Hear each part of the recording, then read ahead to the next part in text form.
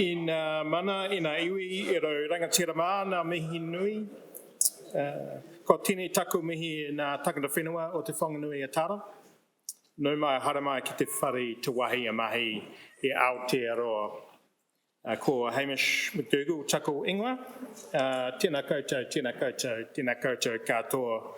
And greetings, everybody. As the Executive Director of the New Zealand Institute of International Affairs, it's a great pleasure to extend a really warm welcome to Your Excellencies, Heads of Mission, members of the New Zealand Institute of International Affairs, including life members and all others here today. Nau mai, haere mai. It's great to be here to discuss the EU and the Indo-Pacific with our special guest speaker, Richard Tibbels, and with Georgina Roberts, both of whom I will introduce formally in a moment. And I think this is a really pertinent topic to be discussing because the Indo-Pacific, of course, is a term heavily loaded with meaning, and that meaning can be altered depending on the perspective of different organisations, people and places around the world. It seems that one of the regions of the world that has embraced the idea of an Indo-Pacific strategy with some alacrity in very recent times is Europe and the European Union. And this is through some of the member states, of course, with France and Germany, but also through the European Commission and the EU based in Brussels. And this is, of course, the reason that Richard Tibbels is here today to speak to us to help explain that EU Indo-Pacific strategy.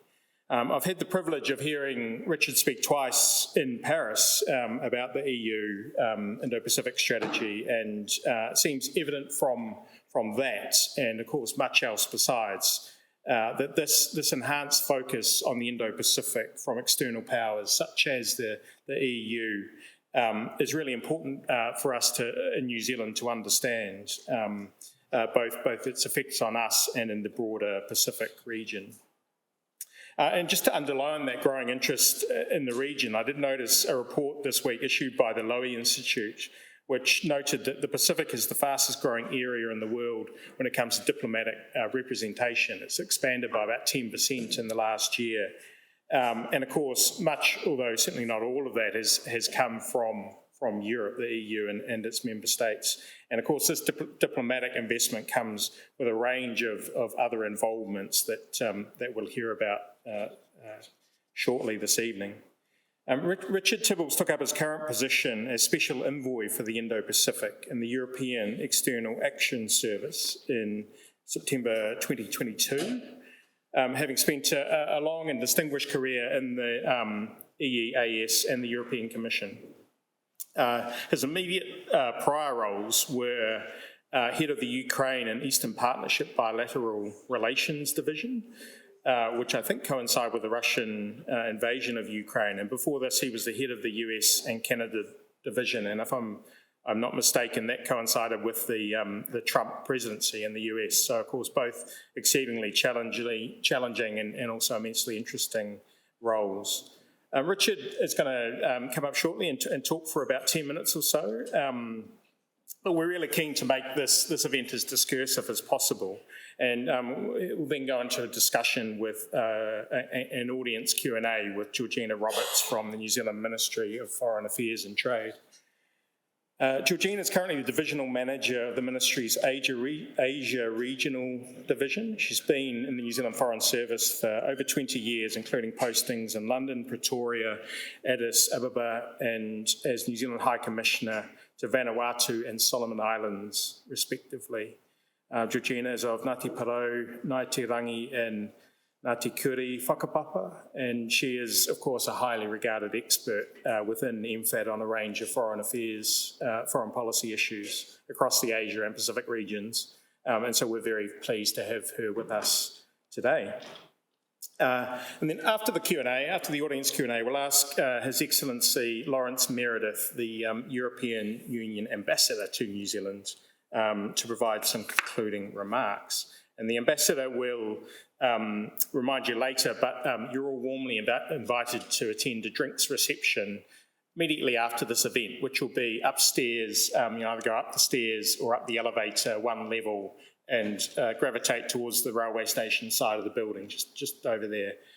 You're all very warmly invited to that. So without further ado, I'd like to invite Richard Tibbels to speak to us. Thank you.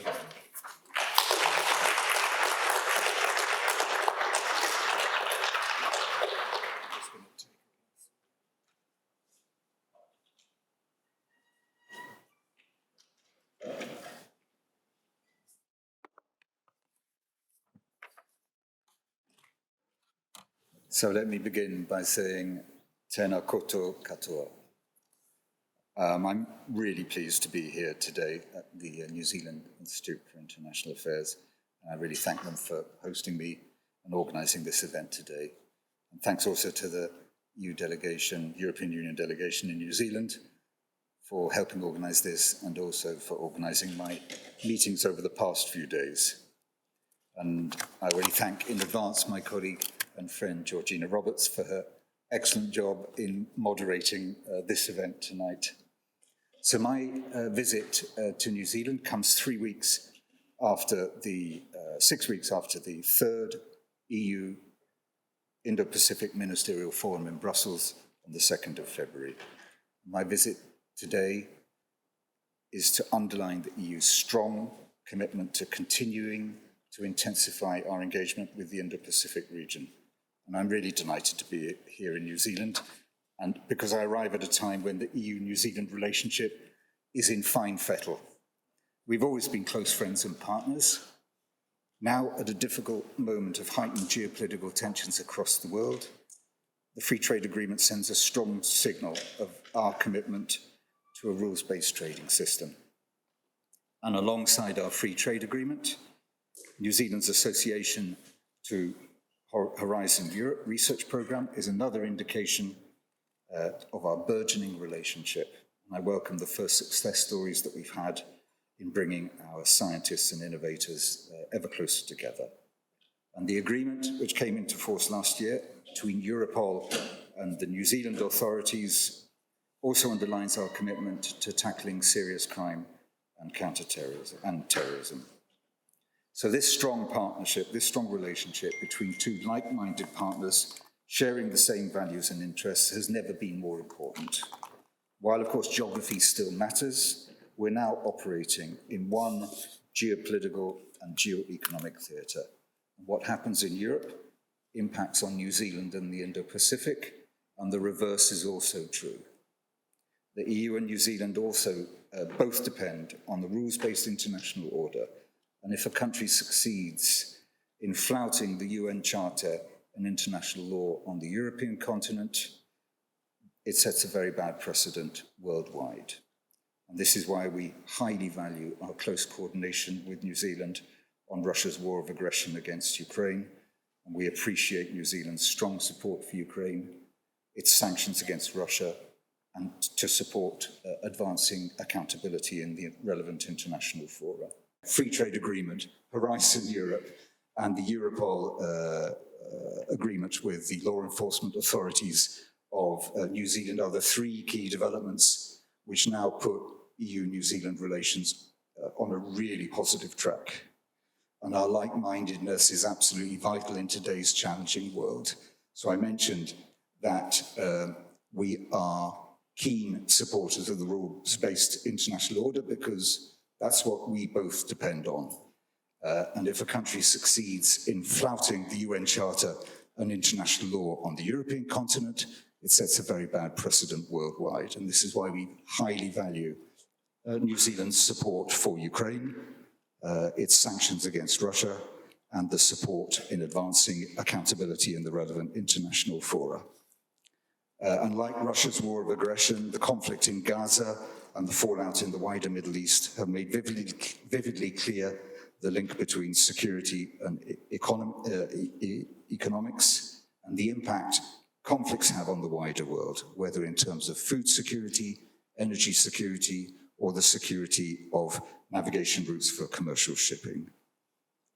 And therefore, the Indo-Pacific is also a vital geo-economic and geopolitical region of importance for the EU, a region producing 50% of global GDP, hosting 2/3 of the world's population, and a region which, by 2030, will consume 70% of the world's energy demand and is home both to some of the world's largest emitters of carbon dioxide, as well as states for whom the threat of climate change is an existential challenge. And it's a region where there's intense geopolitical competition and increasing tensions in the South and East China Seas, the Taiwan Strait, not to mention the actions of the DPRK undermining the new Nuclear Non-Proliferation Treaty.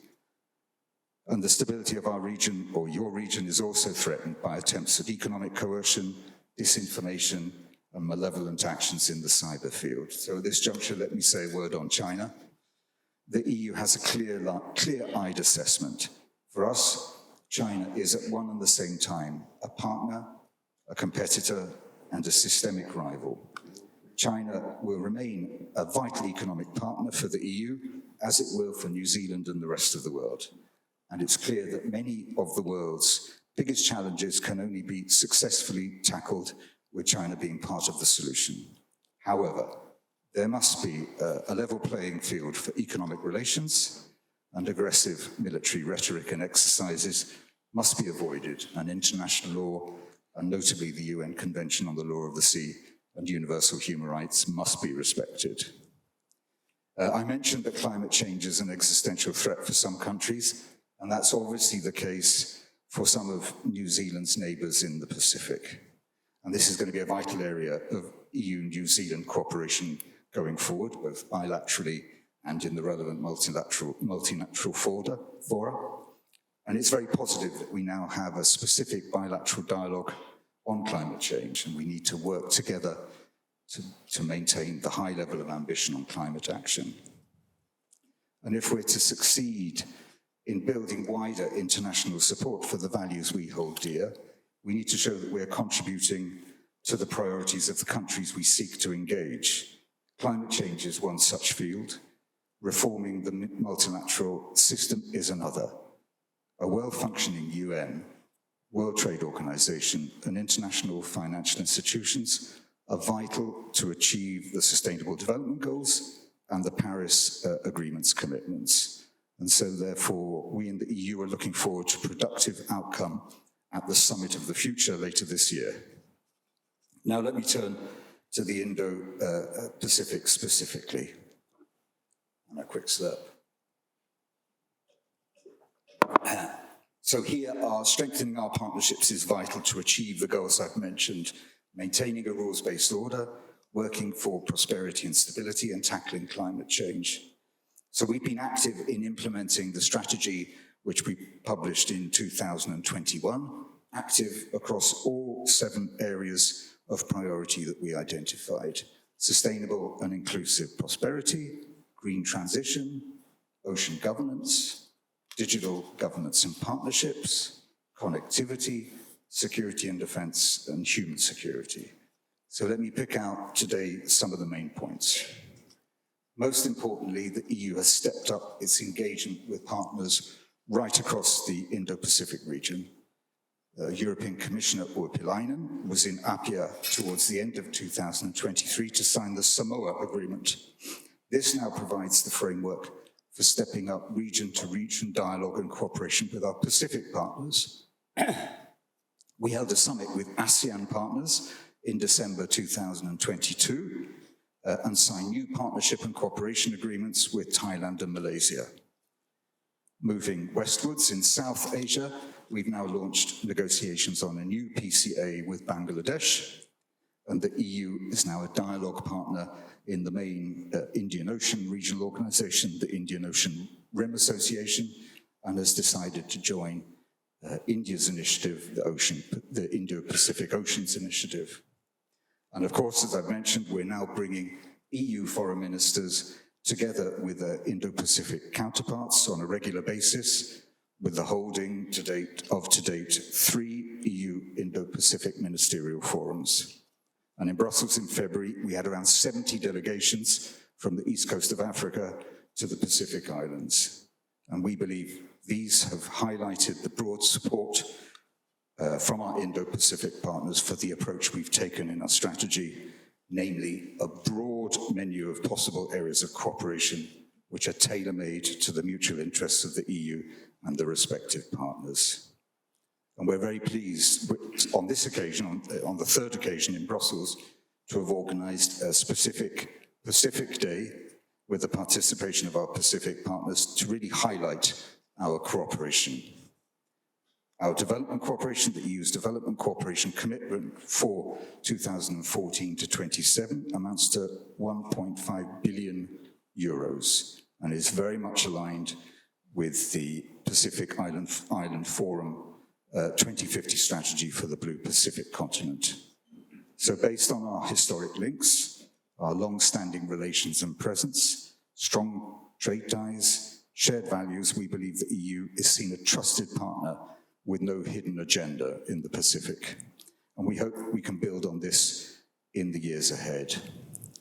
And of course, working with like-minded partners, and notably New Zealand, is of incredible value to us. This is your neighbourhood, and we believe we can only benefit from your insights, experience, and knowledge of the Pacific Island countries. So that was engagement. Now let me turn to a few of the specific sectors where we've been active, and I'll try and highlight some of the areas where we're cooperating with New Zealand and our Pacific partners. So let me start with free trade. The EU is continuing to extend its network of free trade agreements with Indo-Pacific partners. We already have agreements with Japan, Korea, Singapore, Vietnam, and of course, New Zealand most recently. It looks like I'm here in Wellington at exactly the right moment. Yesterday, you completed the second reading of the implementing legislation, and tomorrow you have the third reading on the agenda of your parliament. And your drive and determination really bodes well, I think, for a strong win-win partnership between the EU and New Zealand. And we on the EU side are really looking forward to seeing what we can do to exploit to the full the advantages that the free trade agreement can bring. And we're also working with other regions. Right across the Indo-Pacific, we have negotiations going on with India, with Indonesia, Eastern and Southern Africa, and Thailand. And just earlier this week, we relaunched the FTA negotiations with the Philippines as well. And finally, work is ongoing to explore whether the conditions are in place for the relaunch of FTA negotiations with Malaysia. With regard to the Pacific, we hope now that the signing of the Samoa Agreement will give a further boost to the extension of the EU-Pacific Economic Partnership Agreement to more Pacific islands. Trade between the EU and the Pacific has already doubled in the past 10 years from 2 billion to 4 billion, and the more Pacific Island countries sign up to our Economic Partnership Agreement, the trend will only continue. Now, with your neighbour Australia, the door remains open, and we continue to see the FTA between the EU and Australia as serving the interests of both parties, certainly in economic terms, but also strategically as well. In the meantime, we look forward to soon reaching an agreement on an EU-Australia bilateral partnership on critical raw materials. Now turning to the digital field, we have digital partnerships with Japan, Korea, and Singapore, an agreement on cross-border data flows with Japan, and we're now negotiating binding digital trade agreements with Korea and Singapore. With these three countries, as well as India, we're working on cutting-edge technologies, such as semiconductors, 5G, 6G connectivity, as well as regulating artificial intelligence and online platforms. And we believe digital connectivity and its potential to promote sustainable development in the Pacific is clearly an area where we should seek to ensure that our approaches complement one another. So really, I think the digital field is going to be one of the fields where the EU brings a lot to the table and has a great deal to offer to our Indo-Pacific partners. Now, the EU is a global leader in the field of green transition, and I don't think there's a country in the Indo-Pacific region with whom we don't do something on climate change and green transition. And it's obviously a particular focus of our work with our Pacific Island friends. Our key initiative here is called the Green-Blue Alliance for the Pacific, which brings together the EU, its member states, and the European Investment Bank, which has now established itself in Suva to support our Pacific partners address climate change and to make a sustainable use of the Pacific's natural capital to promote inclusive and sustainable economic development. And in very tangible ways, the EU's Global Gateway will feed into the priorities of the Indo-Pacific strategy, boosting green and modern and resilient investments for sustainable connectivity, from infrastructure to regulatory frameworks in key areas such as transport, energy, health, and the digital dimension. In addition to all of this, we're seeing increasing interest in the Indo-Pacific for the EU's potential for cooperation in the security field. We're developing security partnerships with key partners, starting with Japan and Korea. My boss, High Representative Vice President Borrell, has often described the EU as a smart security enabler, a powerful non-traditional security actor seeking to enhance partners' capabilities in fields such as cyber, hybrid, foreign interference, counterterrorism, and maritime security. We have an EU-funded project called Enhancing Security in and with Asia, SEWA, which is actively building cooperation across the region in the fields I've just mentioned.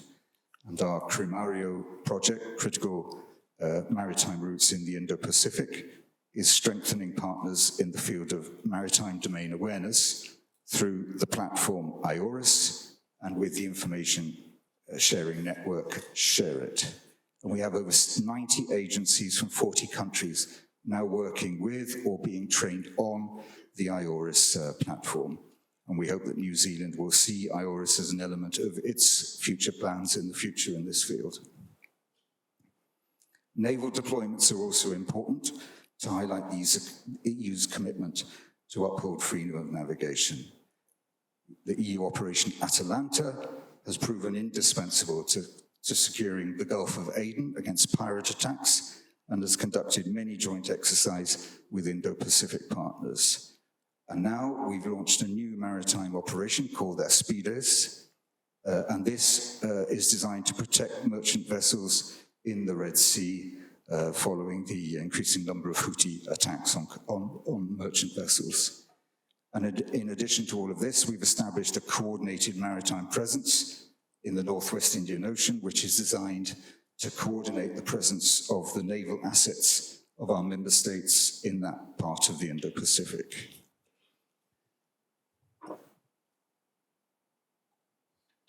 So to conclude, as I've described, the EU's approach is holistic, offering to our partners the possibilities for cooperation right across the policy spectrum. And this is basically for one overarching reason. All of our cooperation across the 7 areas is designed to enhance the resilience of our Indo-Pacific partners. We, the EU, have a clear interest in an Indo-Pacific region where sovereign, independent countries have the strength to protect their national interests free of coercion. And this in a region increasingly affected by geopolitical rivalries. So whether it's diversifying supply chains, supporting partners in the green and digital transitions, building sustainable infrastructure, supporting partners' capacity to tackle health pandemics, or working with partners in the field of security and defense, all of these areas are designed to reinforce our partners' capabilities. And one final point, resilience, of course, begins at home. And this is why the European Union has developed an economic security strategy recently, and even more recently, the week before last, has put forward proposals to enhance our defense industrial base. So I'll conclude there now and very much looking forward to the question and answer session. Thank you very much.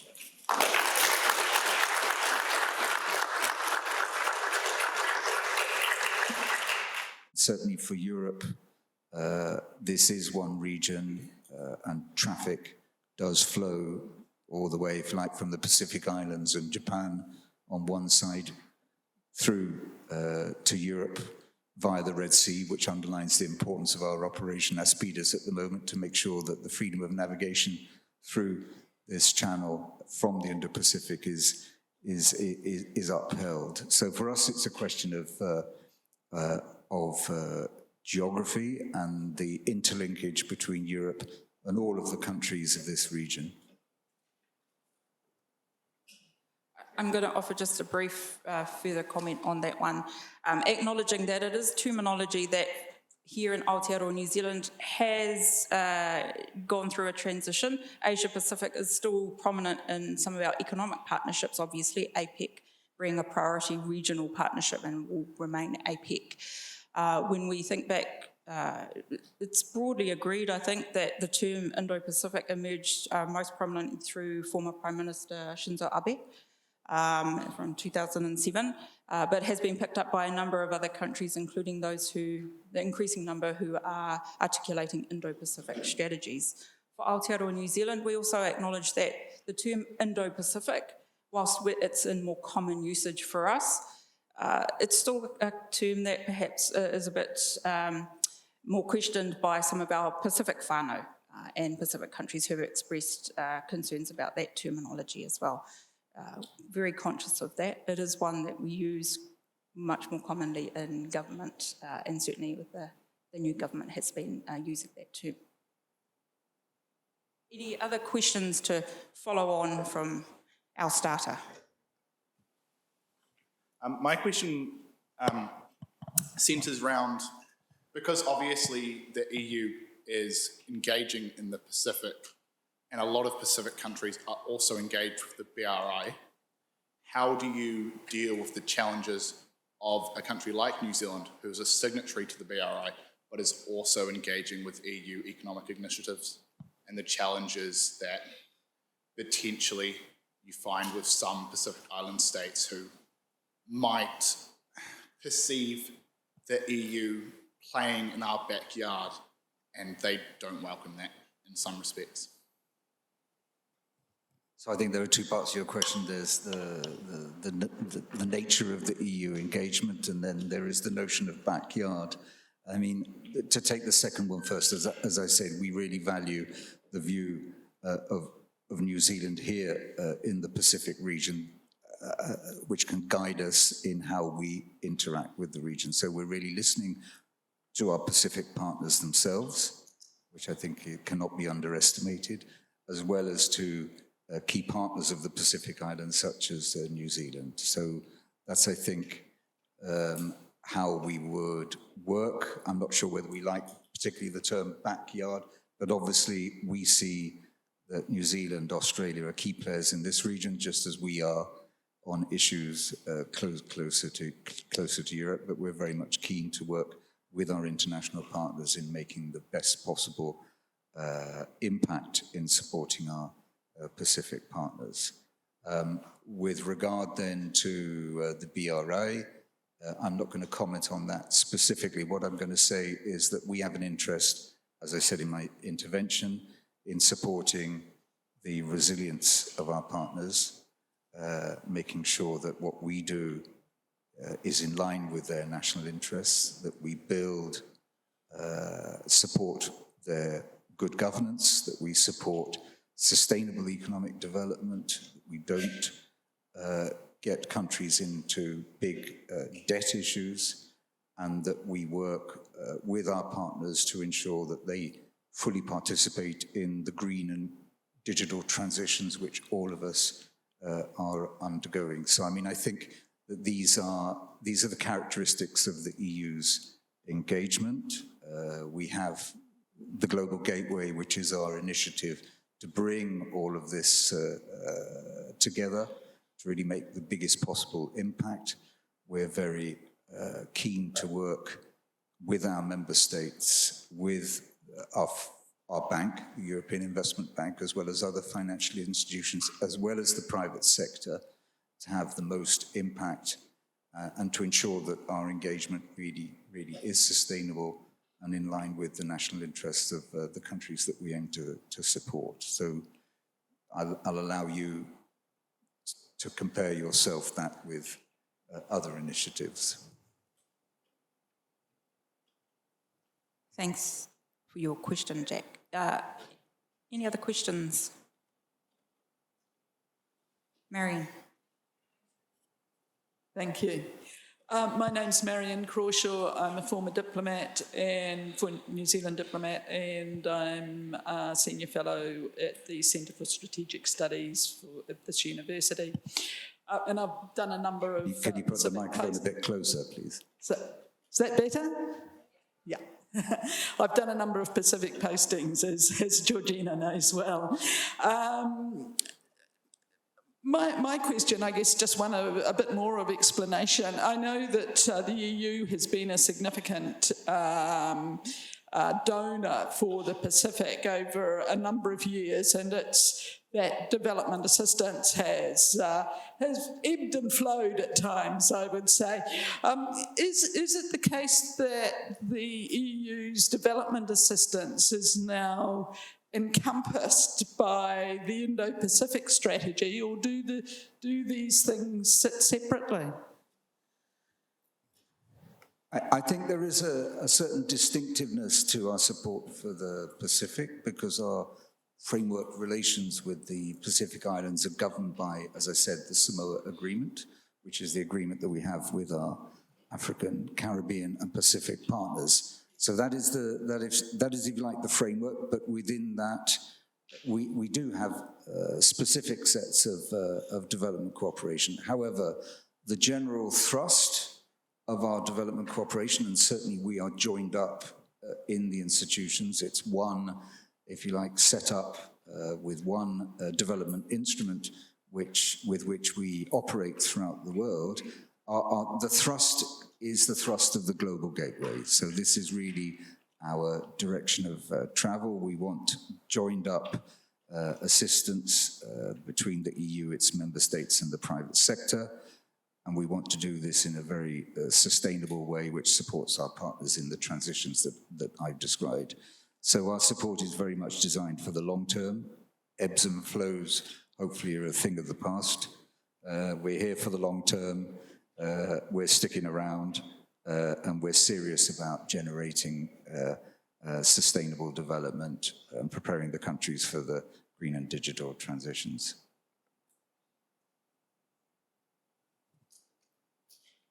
Patai over the side. My name's Charlotte and I work at the New Zealand Customs Service. Just finished my postgrad in here we go. Just finished my master's in IR last year. Just in terms of talking about development and aid, in terms of like financial percentage compared to the rest of your development that the EU provides globally, how does development in the Pacific compare to in other regions? And, you sort of talk about sustainability long term. So therefore, is that funding set for long term, or how much has it increased recently? And I'd just be keen to understand sort of the financials behind it as much as possible. Thanks. I mean, maybe the delegation can follow up with you on the percentage aspect of your question. What I can say is that we work under 7-year financial periods. So the current one is from 2020, 2021 to 2027. So what is guaranteed is our funding now between 21 and 27. And the 1.5 billion I referred to covered the 14 years of 2 financial frameworks. Our support for the Pacific countries has remained stable. Other regions of the world have seen reductions in the funding that they've received from the EU, but we've made a specific conscious effort to maintain our funding for the Pacific Islands. So 7-year perspective, the discussions will start very soon, given the time lags we need about the priorities for the post-2027 period, as soon as our new leadership is in place. As you know, we have European elections in June of this year. So as of November, we will have a new commission. And I think one of the first things that they will be doing, in amongst all the other priorities that they're going to be faced with, is already to start the discussions on the financing for the post-2027 period. Kia ora, Charlotte. Any further question? Patai. Hello. My name is Daniel. I'm from the Victoria University of Wellington. You expressed an EU willingness to learn about New Zealand perspectives on the Pacific. I wonder if you could share with us something that you've learned since your arrival, perhaps, in New Zealand. The important thing is to realise, I think, the size of our Pacific Island friends, and therefore to make sure that our assistance takes account of issues of size and capacity. The other thing that we talked about a lot over the past couple of days is the importance of donors coordinating, partners, international partners coordinating with the Pacific Islands to make sure that we don't bombard them with different messaging, different systems, different arrangements. What we, I think, are very interested in doing as like-minded countries supporting the Pacific Islands is working together to make sure that our actions are complementary and tailored for the specific nature of the Pacific Islands. And this is where my conversations with my New Zealand counterparts have been so useful. Thanks. Oh, quick question, a hand up there.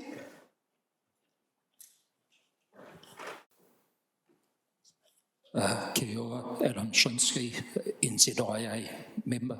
In terms of EU and France being a leading member of the EU, how do you balance or EU's opinion on freedom rights for New Caledonia and their independence aspirations? How do you balance those political aspects of engaging more in the, I'm going to say, Asia-Pacific region? Thank you. Sorry, I didn't quite catch your question. Could you repeat it? About France's involvement as a colonial power in control of New Caledonia and their aspirations for independence. Thank you very much for that question. I think that the colonial nature sometimes comes up quite a lot in the region. I mean, I think what I emphasize in all of my outreach to Indo-Pacific partners is that the EU is a union of 27 member states, and they all have a say in the decision-making of the EU. And I think we regard ourselves very much as a post-colonial setup. Our member states bring their history, traditions, and what have you to the table. But the way the EU operates is in a very democratic way, and therefore our projection to the rest of the world is designed in that way as well. The one thing I want to emphasize as well, I've talked about the 27 member states. All 27 are very much behind the Indo-Pacific strategy. This is not something driven by only a small group of EU member states. This is very much supported by all 27. And just to give you some examples, the Czech presidency of the EU Council, I think 2 years ago, was very, very active in promoting our agenda on the Indo-Pacific. And since then, we've seen a Lithuania national strategy on the Indo-Pacific published as well. So these are just 2 examples of the indication of the wide support across the EU member states for the implementation of our strategy.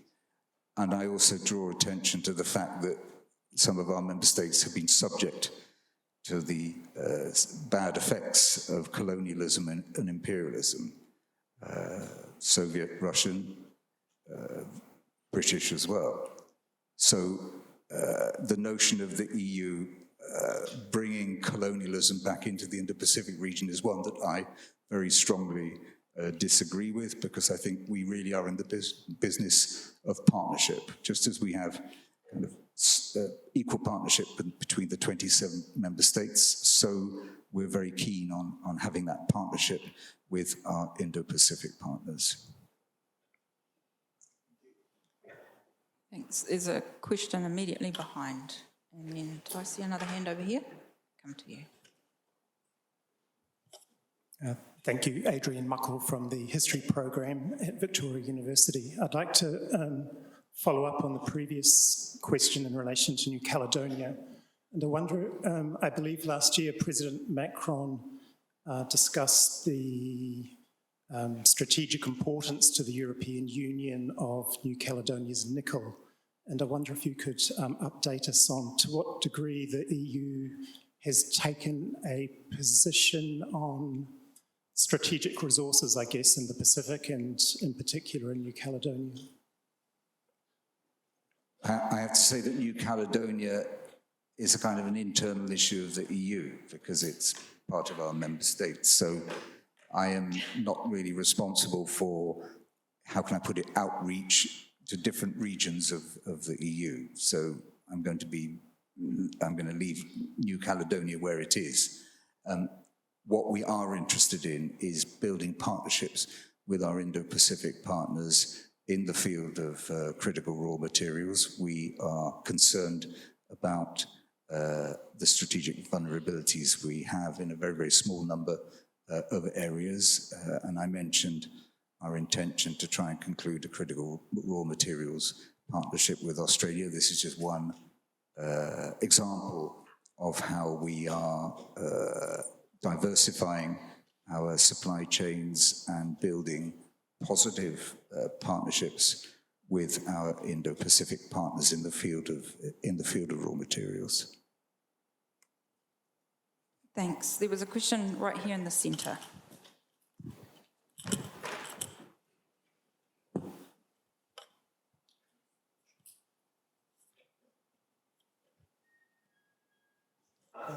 Hello, hi. My name is Aryan Bhatnagar, and I'm a student at Victoria University. I had a question about Brexit, and I understand that's now a long time ago, but I guess my question to you, Richard, was how has Brexit changed the European Union's Indo-Pacific strategy? And how have new initiatives like AUKUS factored into that change with regards to what the EU wants to do in the Indo-Pacific? That's a nice mixture of topics there.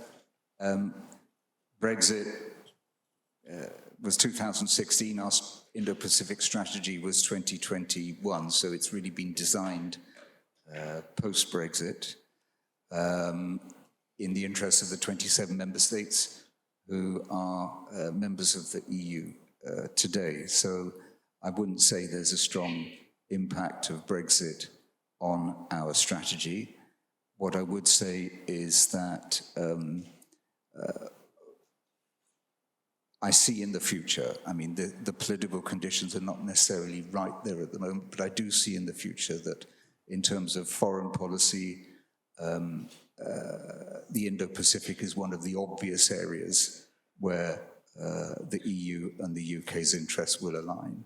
So, I mean, I do see once the political conditions are right, and that takes a bit of work on both sides still, that this will be an area of strong EU-UK cooperation. We'll still be competitors, if you like, in the trade area, given the different routes we've taken. But I really think in the foreign and security policy area, we're going to see a lot more EU-UK cooperation in this field, just as some of our member states are building bilateral relationships with the EU at the moment, with the UK at the moment in this field. On AUKUS, I'm not really going to comment. This was a decision by Australia with its other partners. You know the hiccup we had at the time that AUKUS came about. I think those issues are now past us, and we have very, very close bilateral relationships on the Indo-Pacific with each of the countries of the AUKUS grouping. Thanks, Richard. We're coming close to time, and I'm going to hold the last question for myself. So it's not a hard one. Come on. Could I have one? I'm Nick British, by the way.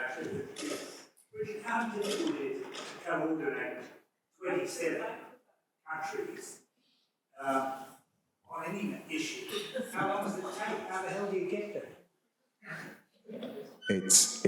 magic.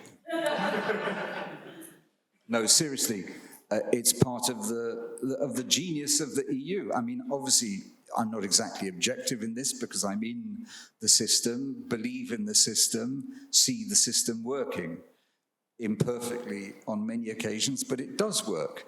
And it is because this notion of the member states realizing that pooling their sovereignty does further their national interests. That's the key thing. We are, and this is an expression we use in many contexts, we are stronger together.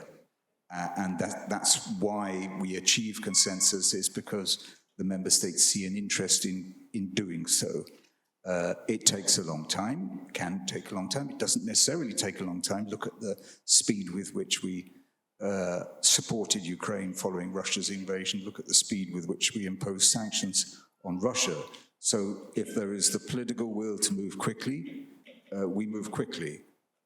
Often, given the amount of stakeholders, if you like, we have involved in our decision-making, and the importance of due diligence that the importance that we ascribe to due diligence. We do take our time, consulting civil society, business, other stakeholders, having the legislative process between the member states and the European Parliament does take time. But as I said, there would not be a European Union if the member states did not think it was in their interest to work together. And that really is the crux of it. And that's why we're able to project ourselves on the international stage and have so many partnerships around the world with so many countries. I'm going to take the liberty of having the last question. And it focuses on the term you've just used, partnership. And what I heard during your most excellent presentation of comments was a focus on EU building relationships with like-mindeds and partners, and acknowledging that you could do better with some of those, particularly here in our part of the world in the Pacific. But I wanted to ask your view on the role of partnerships with organisations, particularly dear to my heart, obviously being the Pacific Island Forum, but also ASEAN. Your views on, sometimes there's references, and certainly when it comes to Indo-Pacific, ASEAN centrality in the Indo-Pacific, Pacific Island Forum centrality in the Pacific. How do you, as a representative of the EU, reflect on that term and that concept of centrality in our particular broader region of the Indo-Pacific? With ASEAN in particular, we have relations with ASEAN member states, but we also have a very, very strong relationship with ASEAN as a whole. As I mentioned in my intervention, we had a commemorative summit at the end of 2022, which really brought together all of the strands of our work. We announced some major financial commitments to support sustainable connectivity and the green transition on that occasion. So institutionally, we have a specific ambassador in Jakarta for ASEAN, in addition to our bilateral ambassador to Indonesia. So we really take our relationship collectively forward.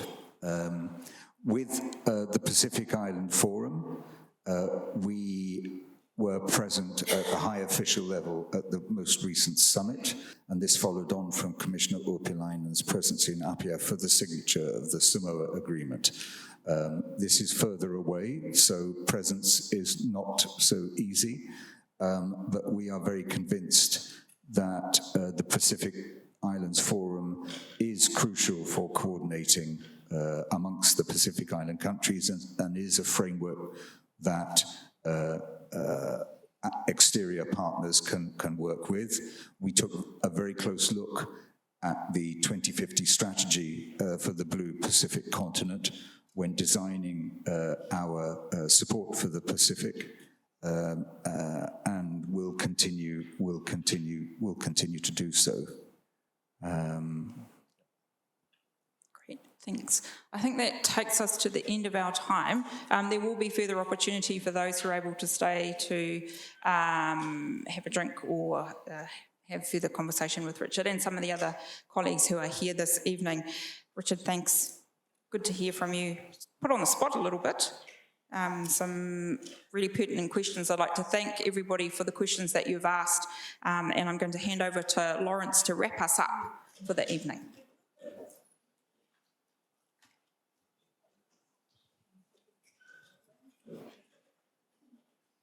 Kia ora, tēnā koutou katoa. For those of you I haven't had the chance to meet yet, I'm Lawrence Meredith, the new European Union Ambassador to New Zealand. It's really a pleasure to be with you. I'm conscious I'm standing between you and a drink, but I'm just going to do two quick things, if that's okay.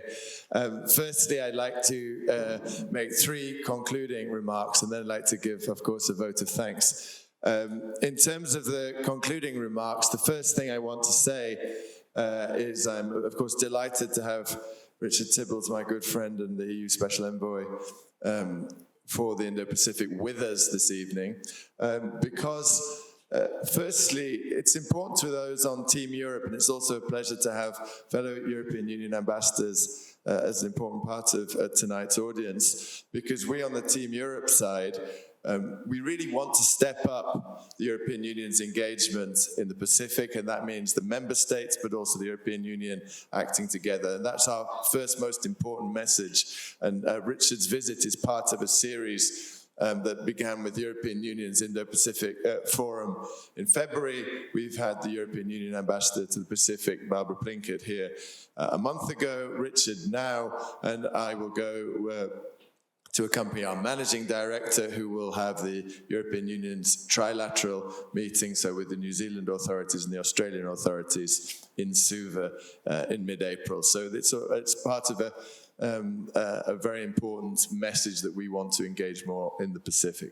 The second thing is I'm delighted, of course, also to have Georgina Roberts and to all of those who've engaged with Richard in the past 3 days. I think we get a very strong message from New Zealand government that they want to engage with the European Union also on and with the Pacific. And I think that's a really important message, and shows how important it is to invest in like-minded partners. And of course, I would say that as European Union Ambassador to New Zealand, but I really believe that our partnership starts from shared values. And I think that this is part of a series that we do of Policy Futures, where we want to engage with a broader audience to say that we really value the European Union's partnership with New Zealand. And the third message is, of course, about the Pacific itself, where we strongly agree with New Zealand that this is all with the Pacific. The Pacific are sovereign states. They have a clear vision of where they want to go. But I think we both agree, New Zealand and the European Union, that we want to offer a vision based on shared values, rule of law and democracy. And that's increasingly important in a region where there are differently competing visions, and we want to stand up and offer that clear vision, with which I can now move to the second part, where I wanted just to give a vote of thanks. Let me start by thanking Georgina Roberts for her excellent moderation, and I'd also like to thank all of you in the audience, because what's a debate without lively questions? And of course, Hamish, thanks very much to the New Zealand Institute of International Affairs for giving us this opportunity. And last, it's such a pleasure to have with me for 3 days my very good friend. We've worked together for over 2 decades in the European Union, Richard Tibbels, the European Union Special Envoy. So I'd like a big vote of thanks to Georgina, Richard and Hamish. Thank you very much.